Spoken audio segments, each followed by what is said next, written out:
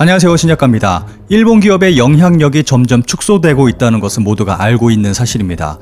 이와 함께 일본의 경제는 지속적으로 가라앉고 있습니다. 일본의 모든 전자기업은 파산했거나 중국 등으로의 매각으로 이제는 역사의 뒤안길로 사라져 버렸습니다. 소니와 같이 간신히 살아남은 업체들은 프리미엄 제품보다는 중저가 제품으로 개발도상국을 중심으로 중국 기업과 경쟁하고 있습니다. 그런데 이들 시장에서도 일본 기업은 전혀 힘쓰지 못하고 있습니다. 최근 러시아에서 발표된 데이터가 일본 기업의 현주소를 잘 말해주고 있습니다. 얼마 전 유니클로와 질샌더의 콜라보 제품을 사기 위해 긴 줄을 섰던 장면을 기억하실 겁니다. 그런데 그러한 모습은 단발성 현상에 불과했습니다. 12월에 들어서면서 유니클로는 충격적인 결정을 발표했습니다. 유니클로 명동 매장의 영업 종료를 알려온 것입니다. 유니클로 명동 매장이 문을 닫는 것은 정말 많은 것을 시사합니다.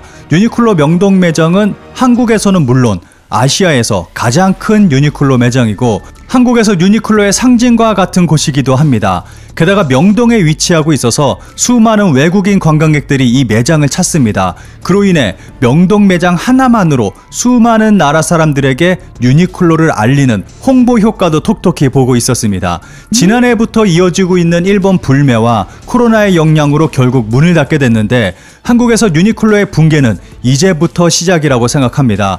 올해에만 30곳 넘는 유니클로 매장이 문을 닫았습니다. 한국에서 유니클로의 상징이 무너질 정도면 남아있는 다른 곳도 그다지 오래 버티지 못할 것이라고 생각합니다. 무너지는 일본 기업은 한국의 유니클로뿐만이 아닙니다. 최근 한국의 정경련이 재미있는 데이터를 발표했습니다. 7년 후면 한국이 일본을 추월해서 세계 5위 수출국이 될 것이라는 전망을 내놨습니다. 정경련에 따르면 1977년 수출 100억 달러를 기록하며 세계 20위 수출국으로 진입한 한국은 이후 42년간 수출이 연평균 9.96% 늘었습니다. 그 결과 지난해에는 수출 5,418억 달러, 세계 수출 시장 점유율 2.9%를 기록하면서 세계 7위 수출국으로 뛰어 올랐습니다. 수출 5천억 달러 달성 이후에 7년 만인 2018년에는 수출 6천억 달러를 넘어서며 미국, 독일, 중국, 네덜란드, 프랑스, 일본에 이어서 세계 7번째 수출 대국으로 올라섰습니다. 한국 수출은 코로나 시대에 접어들면서 강세를 보였습니다. 세계 20대 수출국의 수출이 평균 14.2%나 감소한 반면 한국은 마이너스 11.3%로 다른 국가들과 비교해 월등히 적은 감소폭을 보여주고 있습니다. 9월 수출은 플러스 7.6%를 기록했고 3분기 전체로는 작년 동기보다 마이너스 8.6%로 감소세도 완화됐습니다. 정경련은 이런 수출 데이터를 바탕으로 한국의 세계 수출 5위 진입 전망을 내놨습니다. 지난해 세계 5위 수출국인 일본과 한국의 수출액 차이는 1,637억 달러로 세계 시장 점유율은 한국이 0.7%포인트 낮았습니다. 하지만 한국 수출이 2010년대 성장세 연평균 1.68%를 유지할 경우 수출 경쟁력 약화가 뚜렷한 일본을 추월해서 7년 후면 세계 5위 수출국이 될 수도 있다는 전망입니다. 한국의 성장세에 반해 일본은 핵심 수출 부품인 고부가 부품 소재의 대중국 수출 감소 추세가 뚜렷하고 세계 수출 시장 비중이 17%나 되는 디지털 관련 재화의 수출 경쟁력도 약화돼서 2011년에서 2019년 수출이 연평균 0.96% 감소했습니다. 정경련 국제협력실 김봉만 실장은 미국 바이든 행정부가 환태평양 경제 동반자 협정에 복귀하고 한국은 참여하지 못할 경우 한국 경상수지는 18억 달러 감소하고 한국과 미국이 모두 TPP에 복귀할 경우 경상수지는 266억 달러 증가할 것으로 예상된다고 밝혔습니다. 그러면서 세계 5위 수출국으로의 진입 시기 단축을 위해서는 공세적 통상정책 전개가 필요하다면서 한국의 TPP 가입 여건을 조성해야 한다고 덧붙였습니다. 이러한 예상이 단순한 희망에서만 나오는 것은 아니라고 생각합니다. 니혼케이자이 신문이 74개 품목의 전세계 시장 점유율을 조사해 매년 발표하는데 일본은 4개 품목의 자리를 중국과 미국에게 내주면서 한국과 공동 3위가 됐습니다. 74개 품목의 전세계 시장 점유율의 결과를 살펴보면 한국은 스마트폰과 OLED 패널, 조선 등 7개 품목이 전세계 시장 점유율 1위에 올랐습니다. 일본은 CMOS, 이미지 센서, 전기 이륜차, 디지털 카메라 등 7개 분야에서 1위에 올랐지만 중소형 액정 패널, 리튬이용 전지형 절연체, 충전용 대형 터빈, VR 헤드셋 등 4개 부분에서 1위 자리를 내줘 전세계 1위 품목이 1년 만에 11개에서 7개로 줄어들었습니다. 현재 상황을 살펴보면 일본은 지속적으로 기술 퇴보를 하고 있고 한국이 일본을 치고 올라가는 상황입니다. 이 발표가 나오고 일본은 큰 충격에 빠졌습니다. 일본의 퇴보가 눈에 보일 정도로 빠르게 이루어지고 있었기 때문입니다. 일본의 퇴보는 아이폰에서도 볼 수 있습니다. 일본의 퍼멀하우트 테크노솔루션즈가 아이폰 12를 분해 조사한 결과를 발표했습니다. 아이폰 12에 들어간 부품의 원가를 기준으로 한국산이 27.3%, 미국산이 25.6%, 일본산이 13.2%를 차지한 것으로 밝혀졌습니다.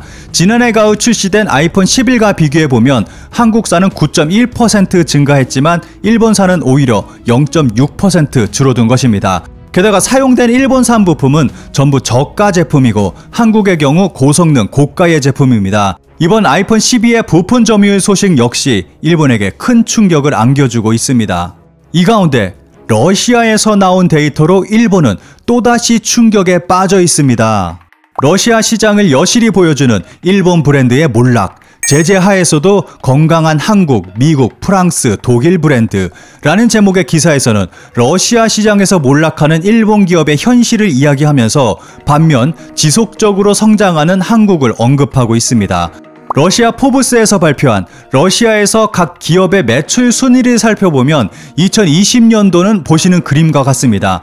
아무래도 가장 먼저 눈에 들어오는 것이 9위를 차지한 기아일 것입니다. 토요타는 6위를 차지하고 있고 JTI는 7위를 차지하고 있습니다. 그런데 2015년도 그림과 같이 살펴보면 확실한 변화를 느낄 수가 있습니다. 2015년도에는 토요타가 3위였고 닛산이 9위를 차지했습니다. 그런데 현재는 닛산의 자리에 기아가 들어가 있고 토요타는 6위가 됐습니다. 일본 기업의 경우 러시아에서 점점 점유율이 낮아지고 있고 한국 기업은 점점 올라가고 있습니다. 기사에서는 한국은 예상대로의 결과를 보여주고 있다면서 삼성, LG, 현대 등의 기업이 강하게 치고 올라오고 있다고 설명하고 있습니다. 그러면서 러시아에서 한국 기업의 향후 시장 점유율이 크게 확대될 가능성의 이유에 대해서 러시아 내 브랜드 호감도를 들고 있습니다. 삼성은 10년 가까이 러시아 내 브랜드 호감도 1위를 차지하고 있습니다. 그리고 다른 한국 기업들도 지속적으로 브랜드 호감도가 올라가고 있습니다. 하지만 일본의 경우 호감도 랭킹에 들어간 기업이 소니가 유일합니다. 기사는 다음과 같이 마무리하고 있습니다. 한때 러시아 시장에서 일본 브랜드는 절대적 우위의 입장에 있었지만 그 장점은 빠르게 사라져가고 있다. 물론 기업 실적은 매출 순위와 호감도 조사만으로 판단할 수 없다. 그러나 서방 국가의 대러시아 경제 제재가 완전히 해제된 때 일본 기업이 지금까지의 포지션을 유지할 수 있을지는 낙관할 수 없다. 이러한 일본 기업의 현실은 비단 러시아에서만이 아니라고 생각합니다. 세계적으로 일본 기업의 하락세는 점점 가속이 붙고 있는 추세입니다. 이 기사에 달린 재미있는 일본의 반응을 살펴보겠습니다. 일본 기업의 매력이 크게 떨어지고 있는 것은 러시아뿐만이 아니라 전 세계에서 일어나고 있는 일. 일부의 일본 기업의 기술로 일본은 대단하다고 주장하는 시대는 끝났다. 같은 것을 중국에서도 벤처에서도 만들 수 있게 됐다. 일본인은 위기감을 가지지 않으면 섬나라의 내수에 기대하는 것도 얼마 가지 않는다. 딱히 러시아뿐만 아니라 세계 시장의 소비자에게 일본 브랜드는 떨어지고 있다. 상품을 구성하는 부품이나 소재 쪽에서 기업 간의 거래로만 돈을 벌고 있기 때문에 국제시장의 시장의 일부로서 보면 기사와 같이 일본은 추락하고 있다. 컨트리 리스크와 시장 규모와 기상 조건을 생각하면 러시아의 경영자원을 할애할 필요성은 낮다. 한국은 육지로 이어져 있고 현대 등은 경쟁력 때문에 러시아를 공백시장으로 보고 투자하고 있다. 일본은 영토 문제도 있고 컨트리 리스크는 중국 이상으로 높아서 러시아에 쓸 투자금이 있으면 다른 나라에 사용하는 게 낫다. 기사의 의도를 모르겠네. 이전부터 알려진 일인데 대부분의 일본 제품은 모방품에서 시작됐습니다. 다른 나라의 개발자가 개발한 제품을 보다 정확도 높게 그리고 싸게 만드는 것 뿐입니다. 이른바 창의적인 상품은 그다지 눈에 띄지 않습니다. 그렇기 때문에 브랜드라고 부르는 것은 맞다고 생각되지 않습니다. 브랜드는 처음부터 제품을 만들고 그 안에 창의성과 독창성이 있기 때문에 브랜드가 된다고 생각합니다. 따라서 그 모방품이 비싸져서 중국이나 한국 또 앞으로는 동남아시아 등이 생산국이 돼서 일본에서 말하는 브랜드의 자리에 올라설 것입니다. 그리고 일본은 다시 경제도 작아지고 세계에서의 영향력은 뚝 떨어질 것입니다. 중국은 능력 있는 사람은 차근차근 끌어올리는 정책이 지속되고 있어서 창의성에서는 이미 일본을 앞질러 버렸습니다. 일본의 모난돌이 정맞는 정책의 결과입니다.